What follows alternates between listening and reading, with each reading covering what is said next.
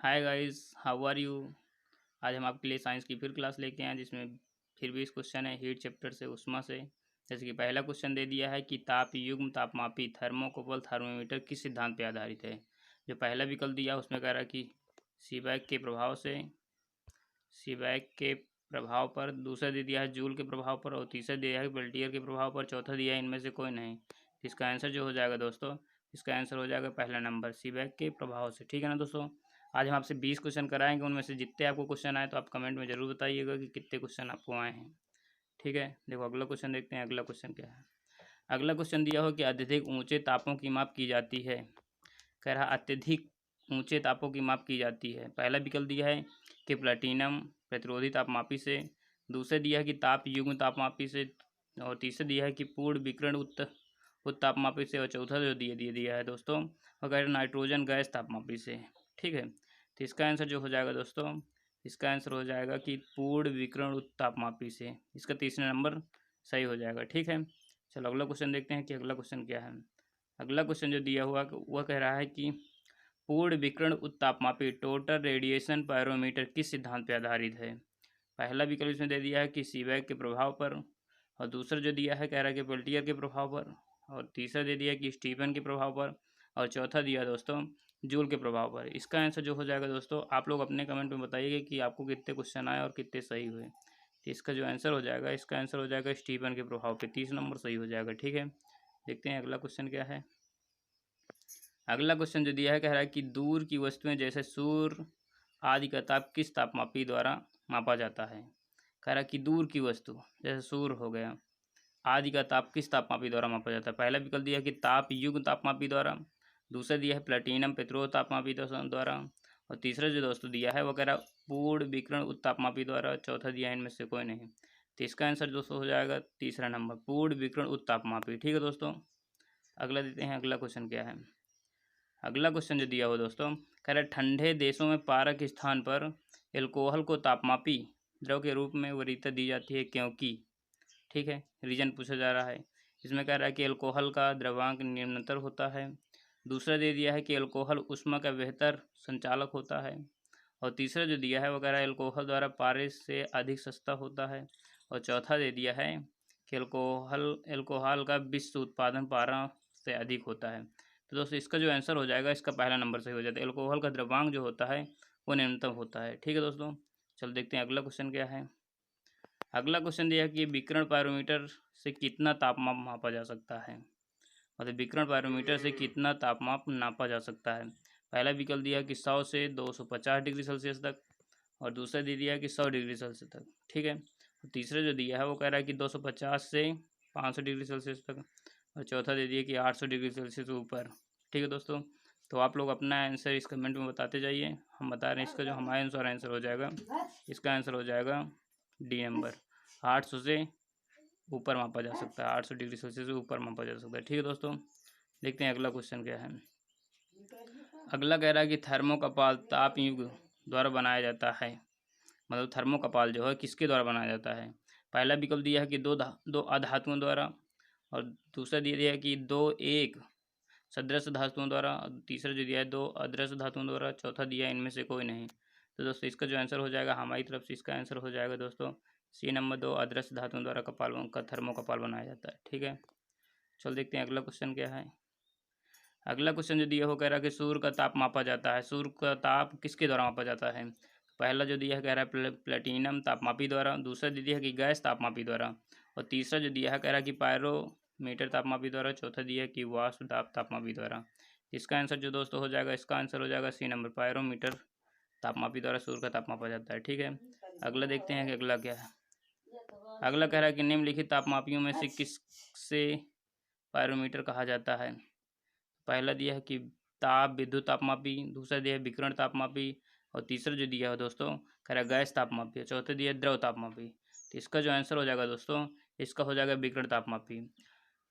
दोस्तों क्वेश्चन को कम से एक या दो या तीन बार पढ़ा करिए ताकि आपको क्वेश्चन सही से समझ में आए कि क्वेश्चन क्या कह रहा है और आंसर क्या देना है। ठीक है दोस्तों, तो कम से 1 2 3 बार पढ़ा करिए क्वेश्चन को। देखो अगला क्या दिया है। अगला कह रहा है कि इनमें से कौन सा सही है। फार्मूला दे दिया है। पहला दिया है कि F plus 32/9 equal to C/5। दूसरा तो दे दिया है, तो जैसे क्वेश्चन दिया है कि निम्न में से कौन सा फार्मूला दे दिया है। तो इसका फार्मूला दोस्तों जैसे पहला दिया है कि एफ प्लस 32/9 इक्वल टू दिया C/5, और दूसरा दे दिया है F minus 32/9 equal to C/5, और जो तीसरा दिया है कि C-5/9 इक्वल टू F/32, और चौथा जो दे दिया है दोस्तों वो दिया है कि F-5/9 इक्वल टू C/32। ठीक है, इसका आंसर जो दोस्तों हो जाएगा, आप लोगों को फार्मूला पता होगा कि इसका जो फार्मूला होता है वो होता है दोस्तों C/5 इक्वल टू होता है F-32/9, ये इसका फार्मूला होता है। आप लोग यहाँ से मिला लीजिए, इसका आंसर कौन सा सही हो जाएगा। तो इसका आंसर जो दोस्तों हो जाएगा, इसका ये तीसरा नंबर नहीं दूसरा नंबर सही हो जाएगा। ठीक है ना, एफ, हाँ इसका दूसरा नंबर सही हो जाएगा। ठीक है दोस्तों, अगला क्वेश्चन देखते हैं। अगला क्वेश्चन क्या है, तो अगला क्वेश्चन जो दिया है कह रहा है कि सेल्सियस तापक्रम पर जल के क्वथनांक बीपी तथा हिमांक होते हैं क्रमशः। जल के क्वथनांक जो हिमांक होते हैं, जल का क्वथनांक होता है 100 डिग्री सेल्सियस दोस्तों, और हिमांक जो होता है 0 डिग्री सेल्सियस होता है। तो इसका क्या हो जाएगा, इसका पहला दूसरा नंबर सही हो जाएगा। ठीक है दोस्तों, चलो अगले देखते हैं क्वेश्चन क्या है। अगला जो दिया होगा कह रहा है कि ताप के सेल्सियस पैमाने पर परम शून्य ताप होता है, मतलब ताप के सेल्सियस पैमाने पर परम शून्य ताप किसे कहता है, किसे कहा जाता है। तो इसका जो परम शून्य ताप होता है वो दोस्तों होता है कि -273 डिग्री सेल्सियस। ठीक है, अगला क्वेश्चन देखते हैं। अगला क्या है, अगला कह रहा है कि केल्विन मान से मानव शरीर का समान ताप होता है, मतलब जब मानव शरीर का तापमान केल्विन में मापा जाता है तो कितना होता है। तो केल्विन में दोस्तों उसका मानव शरीर का तापमान जो होता है वो होता है 310 डिग्री सेल्सियस। ठीक है ना, 310 होता है। अगला देखते हैं, अगला क्या है। अगला कह रहा है कि कौन सा तापमान सेंटीग्रेड और फ़ारेनहाइट दोनों के तापमान पर कह रहा है कि कौन सा तापमान सेंटीग्रेड और फ़ारेनहाइट दोनों के तापमान में समान होता है। ठीक है दोस्तों, तो इसका आंसर जो पहला विकल्प दिया वो कह रहा है कि 40 डिग्री सेल्सियस पर, दूसरा दिया है 100 डिग्री सेल्सियस पर, और तीसरा जो दे दिया है वो कह रहा है कि -100 डिग्री सेल्सियस पर, और चौथा दिया है कि -40 डिग्री सेल्सियस पर। इसका आंसर जो दोस्तों हो जाएगा, इसका 40 डिग्री सेल्सियस सही हो जाएगा। 40 डिग्री सेल्सियस में सेल्सियस और फ़ारेनहाइट दोनों में एक समान होता है। ठीक है दोस्तों, ये अभी जो एनडीए का पेपर हुआ था फर्स्ट वाला, अब इसमें ये question same to same question आया था। ठीक है दोस्तों, तो खासकर इंपॉर्टेंट है, आप लोग अपने नोट्स में या फिर अपने दिमाग में मतलब याद रखना। कह रहा है कि न्यूनतम न्यूनतम संभव ताप है, मतलब सबसे कम, वही परम शून्य ताप माना जाए, तो वही क्वेश्चन है जो इसे रिपीट हो, जो परम शून्य ताप होता है वो बिल्कुल सबसे कम ही ताप होता है। ठीक है, तो इसका जो आंसर हो जाएगा दोस्तों -273 हो जाएगा। ठीक है, परम शून्य ताप या न्यूनतम ताप यही है। ठीक है ना, देखो अगला क्वेश्चन देखते हैं कि अगला क्वेश्चन क्या है। अगला क्वेश्चन जो दिया है कि यार फ़ारेनहाइट स्केल पर किसी वस्तु का ताप 212 फ़ारेनहाइट है, सेल्सियस पैमाने पर उस वस्तु का ताप कितना हो जाएगा। ठीक है दोस्तों, तो आपको ये वाला फार्मूला पता है, आपको देखो फ़ारेनहाइट दे दिया है, एफ दे दिया दोस्तों, जैसे कि एफ बराबर दे दिया है 212। ठीक है दोस्तों, आपको कह रहा है कि सेल्सियस में ज्ञात करना, सी ज्ञात करना है। ठीक है, तो आपको दोस्तों ये वाला फार्मूला तो पता ही है कि जो इसका फार्मूला होता है ये होता है F-32/9 इक्वल टू हो जाएगा C/5। ठीक है दोस्तों, तो यहाँ पे ये 212 फ़ारेनहाइट यहाँ पे मान रख देंगे आप यहाँ पे, तो देखो रखते हैं कितना आएगा। तो ये जो हो जाएगा दोस्तों, यहाँ पे अगर रखें इसी फार्मूले में तो 212, देखो दोस्तों रखते हैं, जैसे कि ये हो जाएगा 212 - 32/9। ठीक दोस्तों, बराबर में हो जाएगा C/5।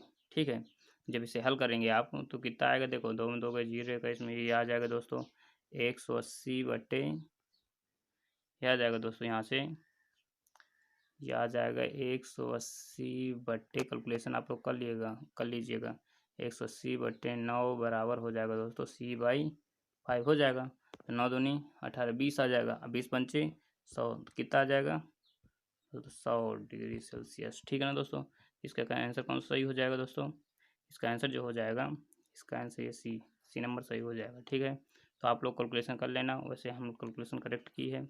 अगले देखते हैं, अगला कह रहा है कि सेल्सियस पैमाने पर 0 डिग्री से फ़ारेनहाइट और स्केल के कितने डिग्री के बराबर होता है, सही कह रहा है। मतलब कह रहा है पढ़ लिएगा, क्वेश्चन को कम से कम 2-3 बार पढ़ा करिएगा। ठीक है दोस्तों, जैसे कि दिया है कि सेल्सियस पैमाने पर 0 डिग्री सेल्सियस फ़ारेनहाइट स्केल के कितने डिग्री के बराबर होता है। तो इसका आंसर जो आप लोग रट ही लेंगे, मतलब कन्फर्म ये क्वेश्चन सेम रहता है। तो इसका आंसर हो जाएगा दोस्तों, ये नहीं चेंज होता है, इसका हो जाएगा 32 डिग्री सेल्सियस। ठीक है दोस्तों, अगला देखते हैं। अगला दिया है कि मानव शरीर का तापमान 98.4 फ़ारेनहाइट, इसके तापमान किसके बराबर हो जाएगा। ठीक है दोस्तों, तो इसे भी आप इसी सूत्र से हल कर लीजिएगा। दोस्तों ये क्वेश्चन दिया कह रहा है कि मानव शरीर का सामान्य तापक्रम 98.4 लिखा है। ठीक है ना, 98.4 फ़ारेनहाइट है। इसके बराबर सेल्सियस में कितना होगा। तो यही वाला फार्मूला यूज़ कर लेना है दोस्तों आपको, कि यही वाला फार्मूला आपको यूज़ करना है दोस्तों, कि जैसे कि ये वाला फार्मूला आपको पता होगा कि रखा था F-32/9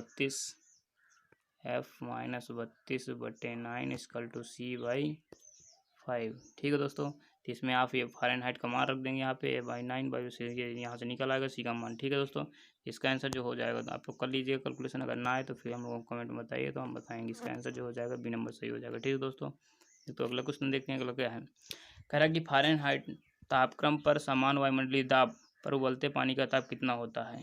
ठीक है दोस्तों, तो फ़ारेनहाइट में बताना है। कह रहा है कि फ़ारेनहाइट तापक्रम पर मानो समान वायुमंडलीय दाब पर उबलते पानी का तापमान कितना होता है। तो इसका आंसर जो हो जाएगा 212 फ़ारेनहाइट हो जाएगा। ठीक है दोस्तों, अगला देखते हैं। अगला क्या है, अगला है कि दिल्ली में जल का क्वथनांक 100 डिग्री सेल्सियस है, तो मसूरी में जल का क्वथनांक कितना हो जाएगा। तो दोस्तों मसूरी में जो जल का क्वथनांक हो जाएगा वो 100 डिग्री सेल्सियस से कम हो जाएगा। ठीक है दोस्तों, तो क्वेश्चन हम आपको 20 लेके आए, तो दोस्तों क्वेश्चन ख़त्म हो गए हैं। आप लोग ये क्वेश्चन इंपॉर्टेंट है, आप लोग ज़रूर पढ़िएगा। अलग भाई हर एग्जाम में आए हो, जैसे एयरफोर्स में कई क्वेश्चन आ जाते हैं ये न्यूमेरिकल के, F-32/9 मतलब डिग्री सेल्सियस को वो फ़ारेनहाइट में पूछ लेता है, और फ़ारेनहाइट को डिग्री सेल्सियस में पूछ लेता है। इसे चेंज करा के पूछ लेता है, 1 ना 2 क्वेश्चन।